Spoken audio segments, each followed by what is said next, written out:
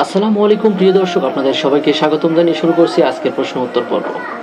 আর আজকের এই প্রশ্ন উত্তর পর্বে আমি আছি ইঞ্জিনিয়ার মোহাম্মদ তরিকুল ইসলাম তুষার, আর আমার সাথে আছেন মুফতি ইয়াসিন আরাফাত ভাই। প্রিয় বন্ধুরা, আপনারা নিশ্চয়ই জানেন যে আমাদেরকে প্রশ্ন করতে চাইলে অবশ্যই কমেন্টের মাধ্যমে প্রশ্ন করতে হবে অথবা ইমেইলে ফোন করে প্রশ্ন করতে হবে। প্রিয় দর্শক, আপনারা যদি প্রশ্ন করতে চান তাহলে অবশ্যই আমাদের হটলাইন নাম্বারে ফোন করবেন অথবা কমেন্টস করবেন। আজকে আমার হাতে যে গুরুত্বপূর্ণ প্রশ্ন আছে সেই প্রশ্নটি আপনাদের জানিয়ে দেই। তার আগে জানিয়ে দেই আমার সাথে যে ভাই আছেন মুফতি ইয়াসিন আরাফাত ভাই। ভাই আসসালামু আলাইকুম। ওয়ালাইকুম আসসালাম। কেমন আছেন আপনি? আলহামদুলিল্লাহ, আপনি কেমন আছেন? জি আলহামদুলিল্লাহ। ভাই, আমাদের স্টুডিওতে আসার জন্য অসংখ্য ভাইকে ধন্যবাদ আমাদের স্টুডিওতে আসার জন্য। তো প্রথম প্রশ্ন হচ্ছে, মা যদি সন্তানকে অভিশাপ দেয় তা কাটানোর উপায় কি? মা যদি সন্তানকে অভিশাপ দেয় তা থেকে কাটানোর উপায় কি, এই প্রশ্নটি জানবো। তার সাথে আমরা জানবো একজন নবীর অনেক পরে আর একজন নবী আসছেন, কিন্তু একজন নবী আর একজন নবীর বদনাম করেননি। বর্তমান সময়ে নবীর ওয়ারিস আলেম ওলামা কেন একে অপরকে বদনাম করে, এ ব্যাপারে ইসলাম কি বলে? এই ধরনের প্রশ্ন আরও আমরা অনেক কয়েকটি জানবো। প্রথম প্রশ্নটি আমরা আগে জেনে নেই। প্রথম প্রশ্নটি হচ্ছে, মা যদি সন্তানকে অভিশাপ দেয় তা কাটানোর উপায় কি?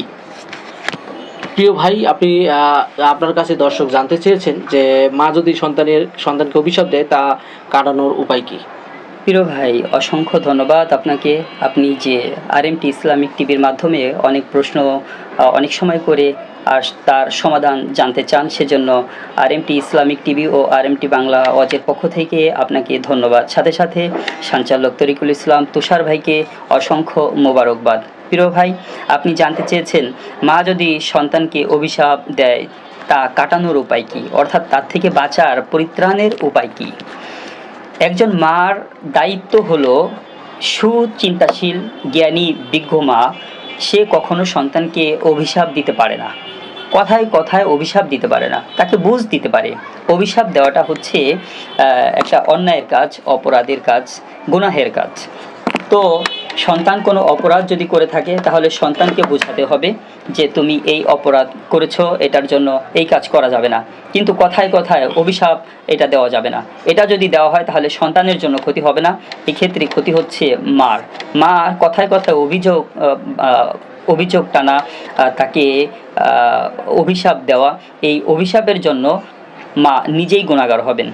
মা নিজেই গুনাহগার হবেন। অতএব যে সকল মারা সন্তানকে অভিশাপ দেন, অভিশাপ দিয়ে থাকেন, কথায় কথায় অভিশাপ দিয়ে থাকেন, সে সকল মারা গুনাহ থেকে বেঁচে থাকার জন্য চেষ্টা করতে হবে যে না, আমি অভিশাপে নামাজ না পড়লে যেমনিভাবে গুনাহ হয়, অপরাধ অন্য অন্য কাজের মানে রোজা না রাখলে গুনাহ হয়, ঠিক তেমনিভাবে সন্তান আমার হতে পারে, কিন্তু সন্তানকে অভিশাপ দেওয়াটাও গুনাহের কাজ।